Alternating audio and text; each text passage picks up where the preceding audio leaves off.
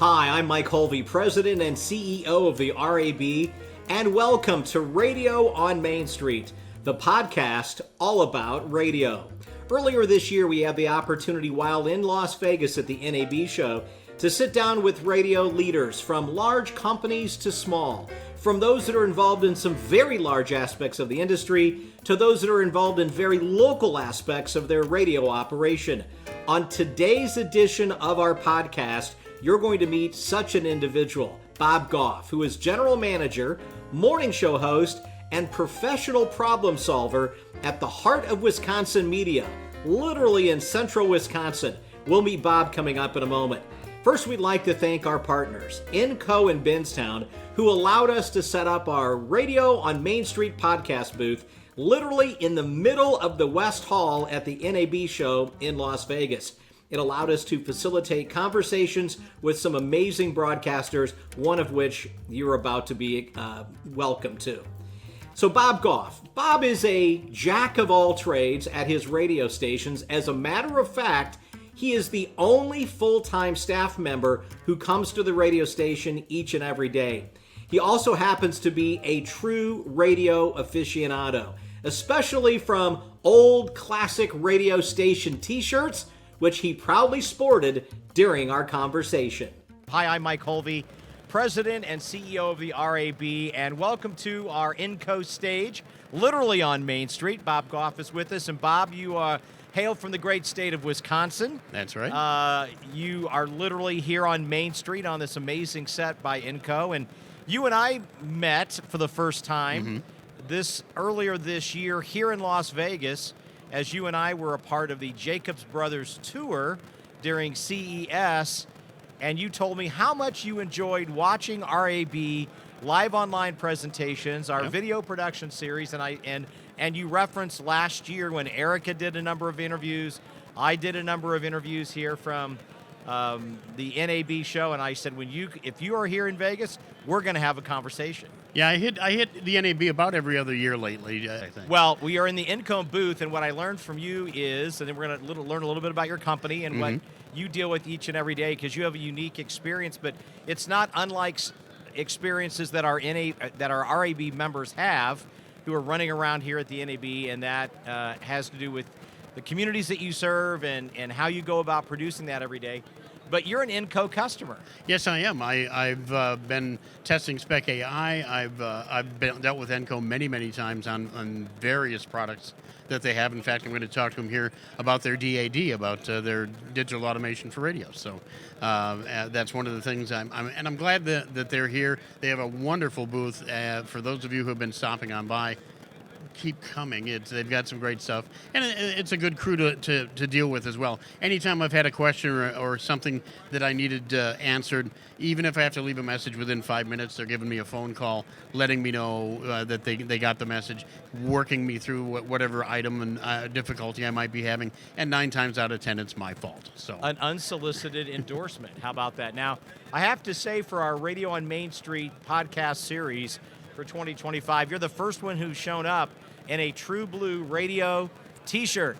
Give us the background with your T-shirt. Well, I'm an aficionado of T-shirts. If you ask my better half, she'll say that I'm kind of obsessive with some of my T-shirts. But I like collecting T-shirts, especially from classic radio stations. So I've got I'm obviously the MMS Buzzard, and I just ran into Frank Fody, who offered to sign the shirt, and I said, well, I've got one, I'll send you.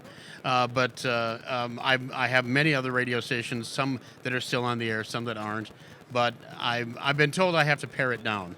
So there may be a bunch of things on Facebook Marketplace if you keep your eyes open. Let's talk about the business of radio, but in your case, you're in a smaller community. You are a staff of one.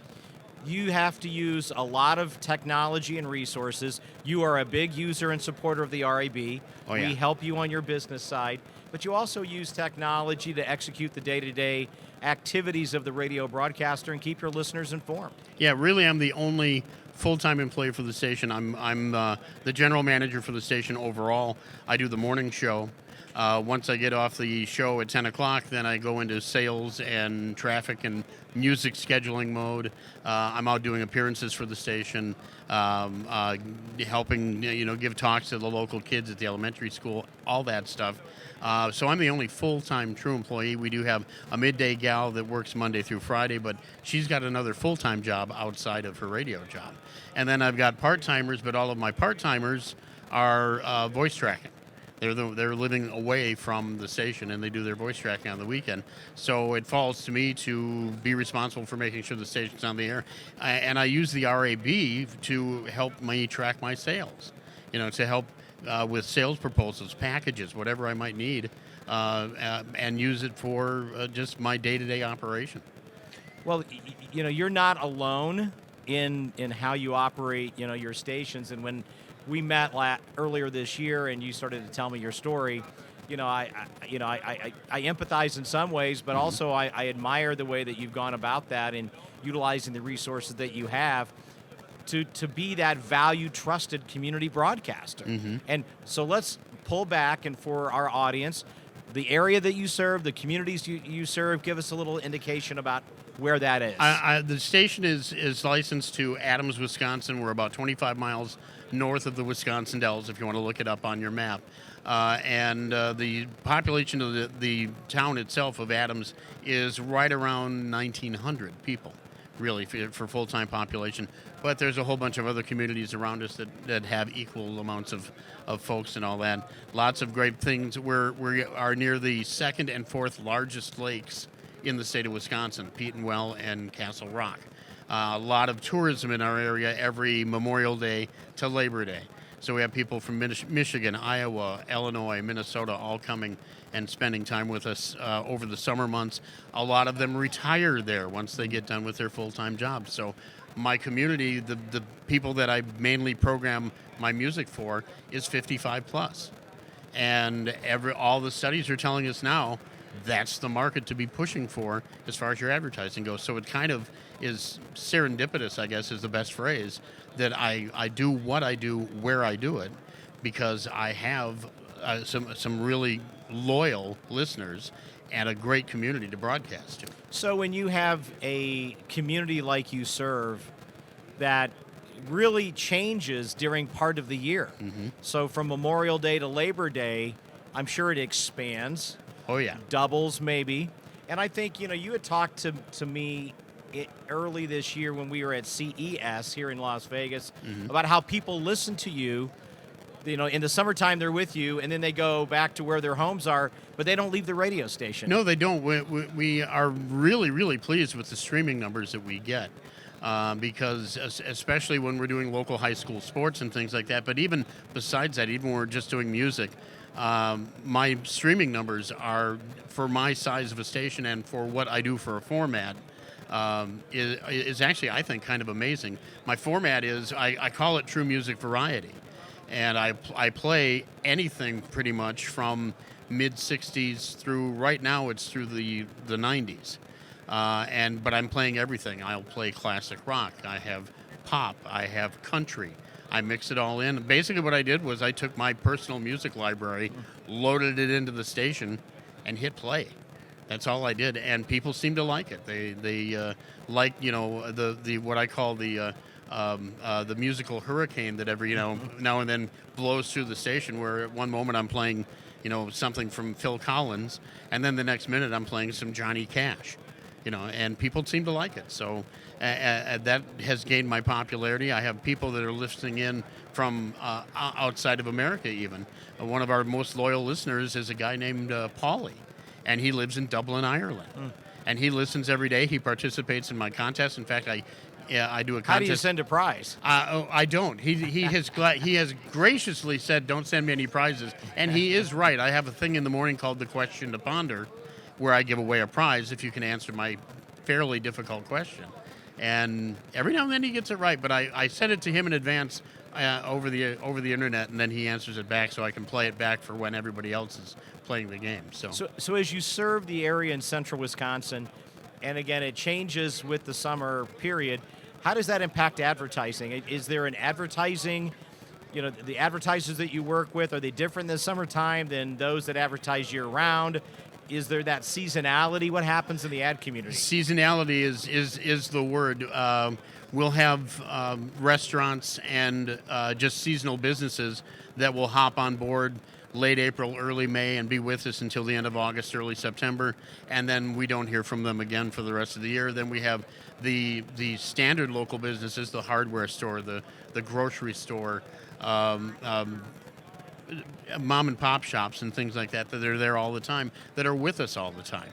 And it's been kind of finding the balance. I've been at the station now, it'll be 13 years in August. And it's been finding that balance so we know that we've got the people coming in that they want to advertise to, and knowing when to present them with things, and then knowing when not to present them with things. So we hear about radio consumption, and we do a lot at the RAB with measurement, and we've been working with Nielsen, and these are all in the PPM and the very large markets. You're in an unrated situation, Right. But consumption is consumption is consumption. How is radio consumption in central Wisconsin? We the nice thing is I can hear people going by with our studio. Our studio overlooks the main street, just like we are here, and I can hear people going by with the station cranked up whenever there's a really great song or something playing, or if I'm out and about, people are pulling up to like the county fair or something like that, and we hear our station going through the speakers. Then we've also got the people that are at their vacation properties and stuff that are listening to us through their Alexas, their Googles, and everything else. And you'll go out on a boat on Castle Rock Lake, and this happened to me just last year. Went out on a pontoon boat with some friends, and every single boat that we went by had us tuned in, and we'd ask them why, and they said, well, basically it's because you're the only station we can get here on the lake. So it happens, but we also have people that are, like you said, that are listening to us, especially in modern cars, where they're getting our signal all over the air, and then as they transition more towards Madison or Milwaukee or whatever, they get out of our range, their radios in their car are automatically kicking over to our stream, which is a great thing. I love that technology. One of the themes of our podcast series this year here at NAB is the origin story of our guests. So I'd like to ask you, Okay. How did you get into radio? Well, it's a weird story. When I was in elementary school, I won a speech contest in 6th grade. The guys that were judging the speech contest were the morning duo for the radio station in Tomah, Wisconsin, WTMB. And I was going to elementary school in Warrens, which is what I really consider my true home and everything else. Fast forward a couple of years later, I'm in a few groups in high school, and I was going in to be a guest on the station. Well, I was on the station, I think it was like 4 times in about 3 weeks for different groups and organizations I was in. They liked the way I was very comfortable in the studio, and the last time I was there, the main guy, Del Lundquist, who is still alive, by the way, and Del, hello, he said, have you ever thought about doing radio? And I'm 15 years old. I said, no, I never thought about it. And he says, would you like to work for us? And I said, well, let me ask my mom. And that's exactly what I did. So November... I'm assuming Mom said yes. Mom said yes. November 11th, 1979, I helped call a Tomah, then Indians, high school basketball game, and then promptly walked up to the station from the high school, the like 4 or 5 blocks it took, and went on the air, and I worked from 10:30 that night until 7 o'clock the next morning, doing the overnights on a Friday to Saturday morning. And that started my career.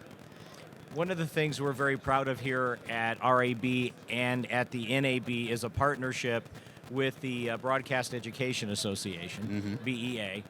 And the radio industry has supported scholarships for 100 students who have attended NAB. What would you say if you're standing in front of those students, literally from all over the United States? What would you say to them about a future career in our industry? In the radio industry itself, I tell them, leap in with both feet. I really do. I talk to the high school kids in Adams and at other schools all the time, and have them come in and they're guests on my show and everything in the morning. And the ones that show a true interest in what we're doing, about the microphones, about the board, about, the head, even as something as silly as the headphones, I'll talk to them a little bit further off the air and say, hey, if you're interested, I'll make time for you to come in and sit with me. It's a great industry to be in, and we always hear these doom and gloom stories about how radio's dead. Well, radio's not dead. Radio is about the most alive it's almost ever been, as far as I'm concerned. And it's made specifically for guys like me to get out there and have a little bit of a voice to help their community do what they need to do.